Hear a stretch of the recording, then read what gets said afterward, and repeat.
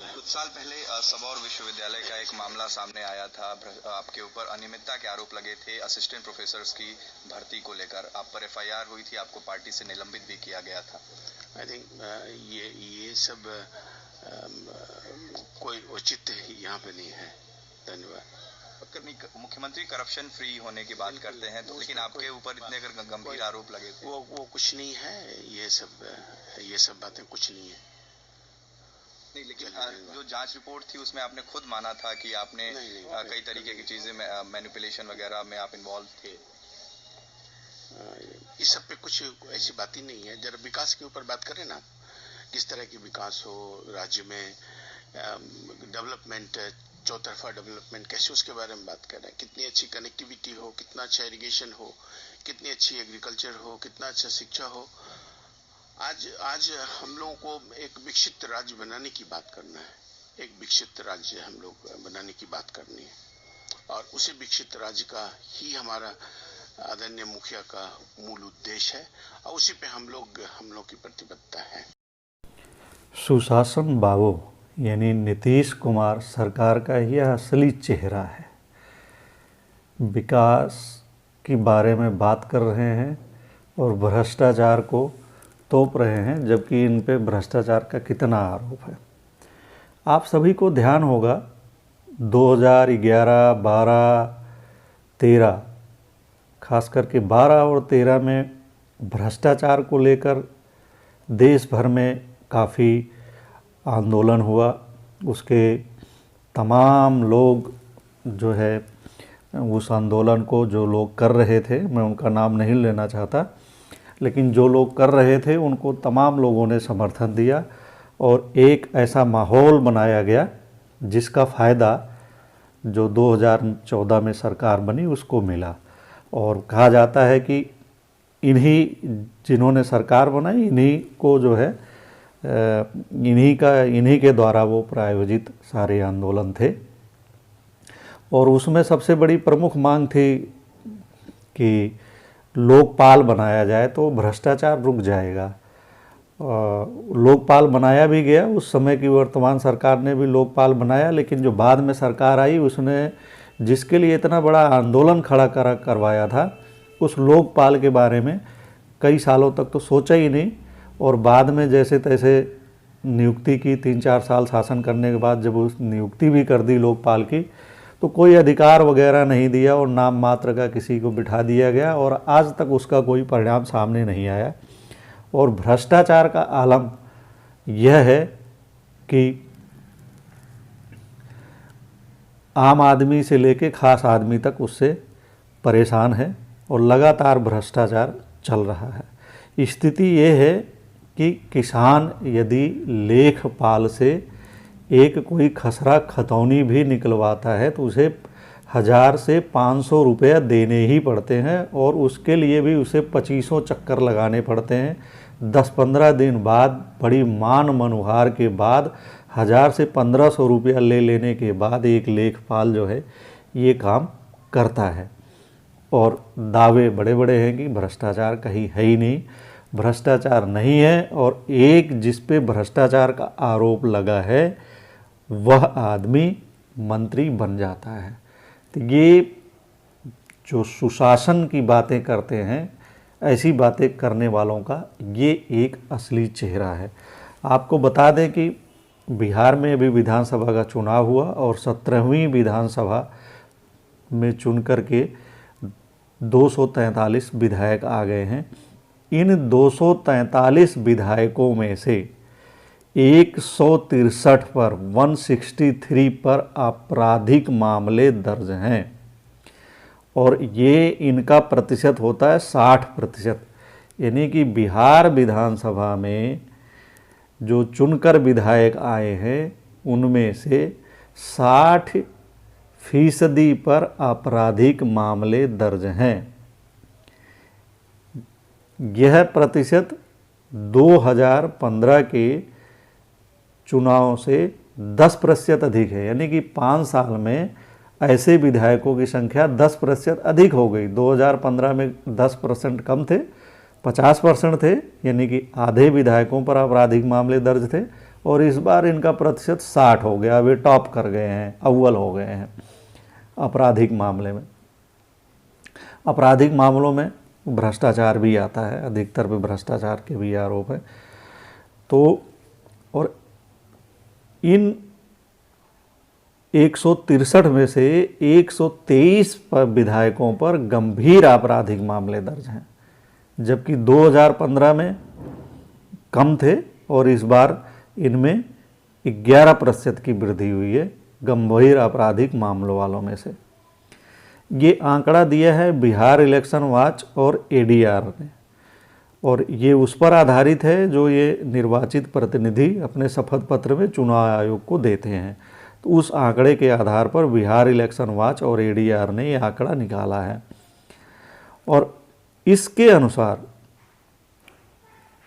19 विधायकों पर हत्या का आरोप है और 31 विधायकों पर हत्या के प्रयास का आरोप है, जबकि 8 विधायकों पर महिलाओं के खिलाफ हिंसा का आरोप है।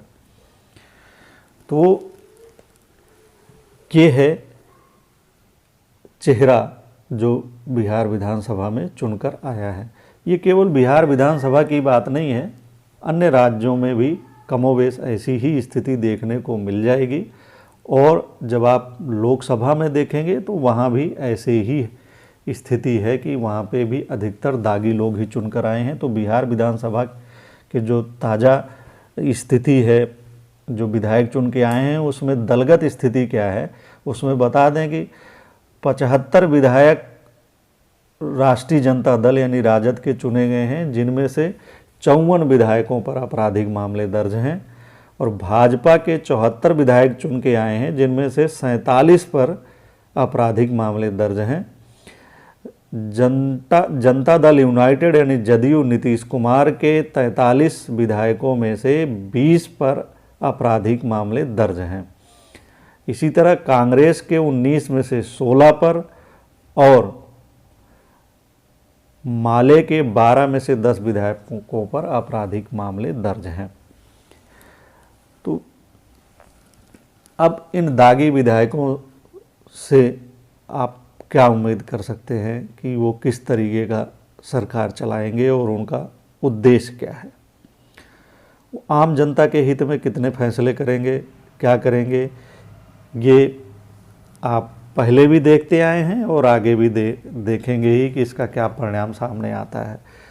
जिस पर पहले से भ्रष्टाचार का आरोप लगा हो, जब वो फिर सत्ता में आएगा, पावर में आएगा, मंत्री बनेगा, तो वो क्या करेगा, ये इसका आप सहज अनुमान लगा सकते हैं। कम से कम विकास की बात जरूर करेगा, लेकिन विकास से उसका कोई लेना देना नहीं होगा, और उस विकास में जो है वो उस विकास की गंगा में वो अपना डुबकी लगाता रहेगा और अपना विकास करता रहेगा, निजी विकास करता रहेगा, उसका यही ध्येय है। आपको बता दें कि इस बिहार विधानसभा का एक मज़ेदार आंकड़ा ये भी है कि 243 में से 194 विधायक करोड़पति हैं। करोड़पति हैं, आपराधिक मामले ही नहीं हैं, करोड़पति भी हैं।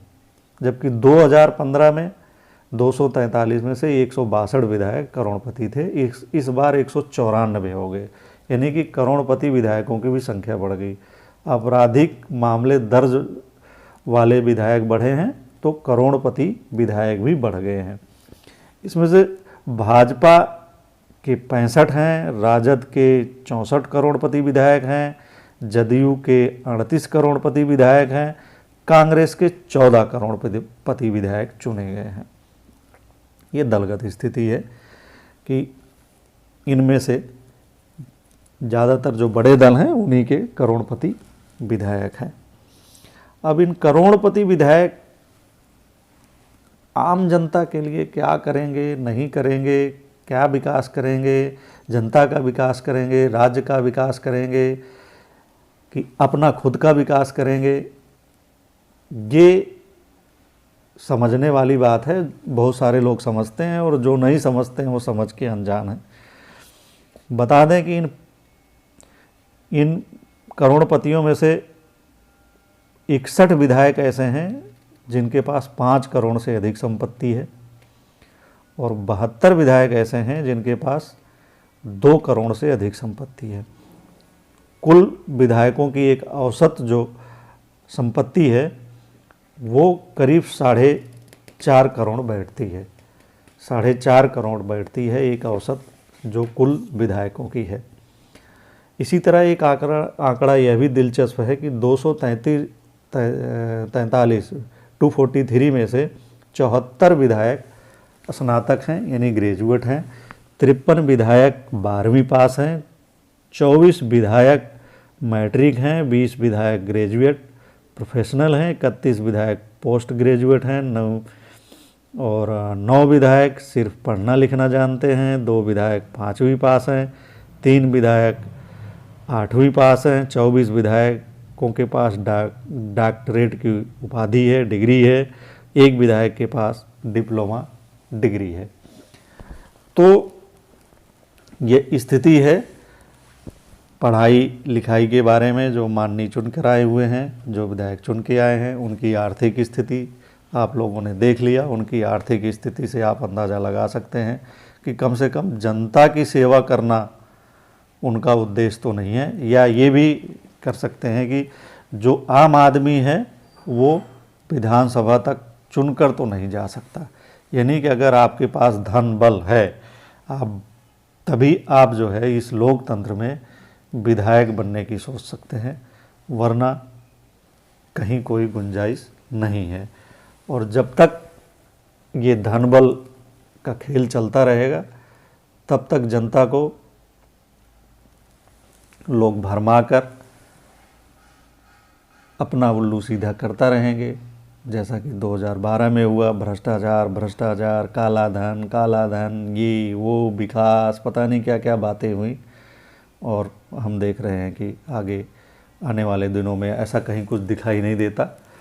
और अब बिहार विधानसभा का चुनाव हुआ है, सुशासन का खूब शोर रहा।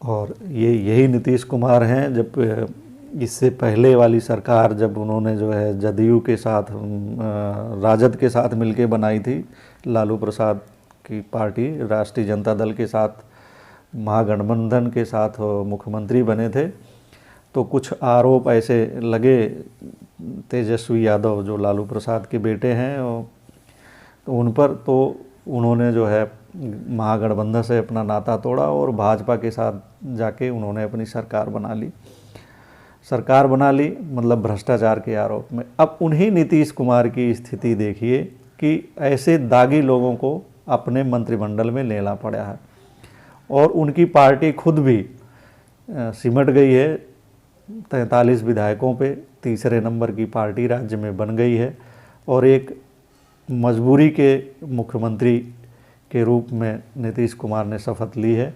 भाजपा ने उनके चारों तरफ जो है घेराबंदी कर दी है और वो एक असहाय से लग रहे हैं और ये भी अनुमान लगाया जा रहा है कि ये ज़्यादा दिन नहीं चलेगा, सरकार चलने वाली नहीं है।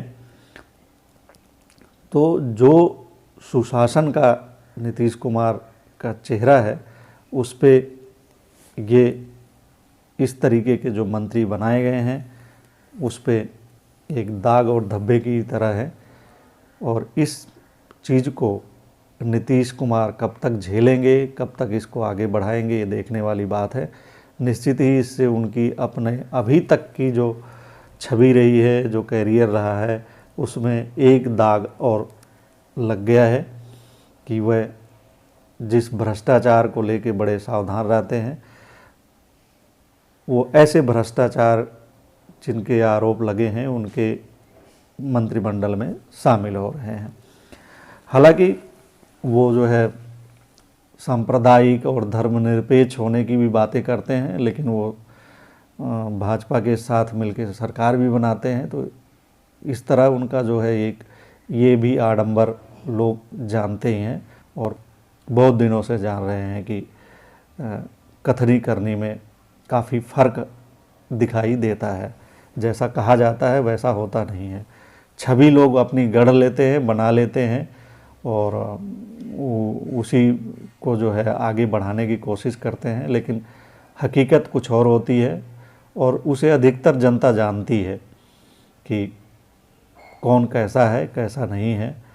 और अब देखना होगा कि नीतीश कुमार जी अपनी ये सुशासन बाबू वाली छवि ऐसे लोगों के बीच में कब तक बनाए रख पाते हैं, सहेज रख पाते हैं।